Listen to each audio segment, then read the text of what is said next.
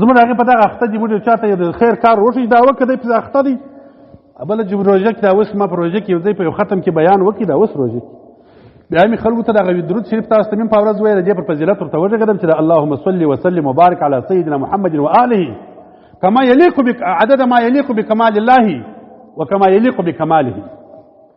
دا په فضیلت بیان کې وروسته بیا بل ملا راولاړ سوی دي زه نه یم د ختم وروسته خلکو ته کښېنستل دي حدیث مبارک کې راغلي چې اللهم صل سم ثواب لري دا نور پسې پرېږدي دا څه جهالت دی په دغه احادیث مبارکانو کتابو کې دغه علما ناست دي په سوونو کتابونه خالص د دردو پر الفاظو لیکل سوي دي چې یوه حدیث کې د یوه فضیلت دی په بل کې د بل فضیلت دی په بل کې د بل فضیلت دی په دغه احادیث مبارکانو د بخاري او مسلم کې متعدد احادیث د قرآن پاک د هر صورت فضیلت کې راغلي دي یوه کې د قل والله فضیلت دی بل کې د یاسین فضیلت دی بل کې تبارک الذی نو دا خو نه معنی چې د یوه فضیلت راغلی هغه بل بیا نه کوي که د یوه کې نو بیا ګناهګار یو سړی ته درود شریف ته اماده کوي دی ځینې ګرځي یو سړی به تل مانځه ته اماده کوي چې دغه لمونځ یوې که خدای به ثواب درکړي ای سړی که دغه خاص ثواب خدای نه کړي در نفس سجده دې الله ته ولګول ګناه خو به نو نه یو ثواب خو به الله پرې شي درکړي اجر خو به درکړي شیطان دی په صورت د انسان باندې دی بس خلکو ته ګډ دی دا لمونځ مه کوو دا رقم ذکر مه کوو دا رقم تلاوت مه کوو دا بس مه کوو دا ثواب نه لري داسې درود مه وایه دا ګرد د شیطانان دي چې د خدای د عبادت یې منع کول شیطان دی بس چې د الله تعالی عبادت ته متوجه کول دغه انسان دغه موږ ته شریعت وایي دغه ته د حضرت پیرانو پیر غوث الاعظم دستګیر رضی لوړ ولي لایه د ټولې نړۍ ما د ټول په مسلمانانو کې در هغه مسلم ولي نسته او مجتهدو په دوو مذهبو کې اجتهاد چلی دی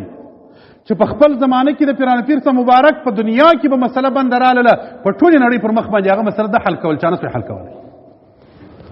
بغداد کې یو سړي طلاق واخیستی قسم یې واخیستی طلاق یې واخیستی ول زه به داسې عبادت کوم چې د مځکې پر مخ چا اوس نه یې کړي زموږ په عصر کې چې چا نه یې کړي هغه عبادت کوم د ټول دنیا پر علماو باندې خلک وګرځېدل ول داسې عبادت وښیه چې په دې زمانه کې چا نه یې کړي کوم عبادت خلک عاجز شول ول داسې موږ ته نه معلومېږي خو هر عبادت یې چا کړي پیرانو پیر صاحب مبارک ته خلک ورلل ول داسې عبادت سچ په اوس زمانه کې چا نه یې کړي دی ول اوس یې در شوی سم ول چې دی ول پر کعبه شریفه باندې یوازې طواف هېچ چا نه دی کړی پس وو خلک پر راګرځي باچا ته وایي د کعبه دې بنده کړي یوازې پر راوګرځي د طلاق به خلاص د مکې مکرمې باچا ته د بغداد د باچا په واسطه باندې ویل کعبه ورته بنده کړه د یوازې طواف پر وکړي ول زه طلاقونه دې خلاص هغسې ملا و د احادیثو یو زوی دی د پیرانو پیر صاحب مبارک یو لک احادیث یې په یاد زوی یې یو لک احادیث مبارکان یې په یاد وه لوړ مقام خلک و بیا بیا ورځ پر مناقبو درته وږغېږم د دې خلکو مقصد مې دا دی چې دغه لمونځ 8 رکات لمونځ په هر رکات کې الحمدلله وروسته 15 واره قل هو الله احد د لمانځه وروسته 80 واره سبحان الله او 80 واره اللهم صل اللهم بارک دغه چې وکړي اله العالمین به یې ثواب درکړي الله جل جلاله دې موږ تاسو راضي سي اله العالمین دې توفیق د خیر د کارو راکړي بس خپل عبادت ته مسلمان متوجي د خیر کارو ته عقیدې جوړې وساتي عقیدې بس اصل شی عقیده ده ښه کوم عقیده نه سوله مرداره دا یو سبحان الله ان شاء الله الله تعالی په حضور کې تخلصي او کوم عقیدې سره مرداري سولې نن د عقیدې مرداري ډیره ده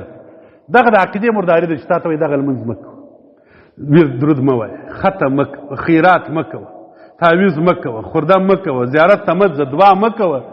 دین یې د سره اسکرتې دي ما بله زم تاسو ته وویل داسې سره یو کونډلی شی ځینې جوړ کړي دي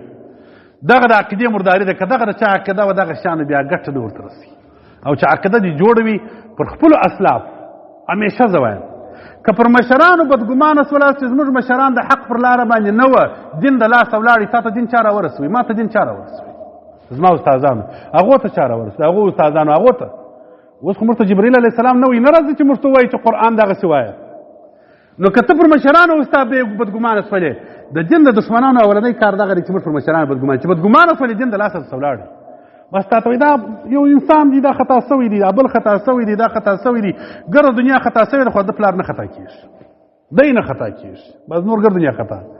مشرانو چې کومه لار وه د پخوانیو علماو چې کومې طریقې وې د بزرګانو خلکو د اولیاو خلکو بس هغه لارې حق وې موږ د خدای د هغه لارې څخه نه جلا کوي زه خو پر دغه عقیده د پخوانیو علماو د خدای څخه ژوند او مرګ ټول غواړم